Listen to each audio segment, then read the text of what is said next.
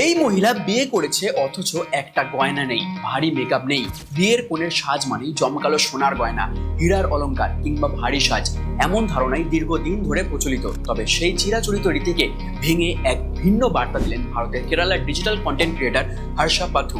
তার বিয়ের সাজে কোনো রকমের গয়না ছিল না, সোনার হার, কানের দুল, চুড়ি কিছুই পরেননি তিনি।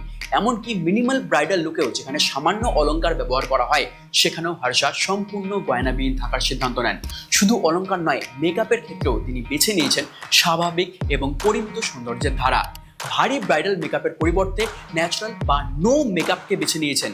যেখানে দিন দিন সোনার দাম বাড়ছে, বাবা মা মেয়ের বিয়ের জন্য চিন্তা করছে, সেইখানে সমাজের প্রচলিত প্রথা ভেঙে এই সাহসী সিদ্ধান্ত নিয়েছে। বিয়ে দুজন মানুষের মনের মিলন, দুই পরিবারের মিলন, সেইখানে কি গয়না সত্যি ম্যাটার করে? লোকে কি বলবে ভাবে শুধু ভাবতেই থাকতে হবে?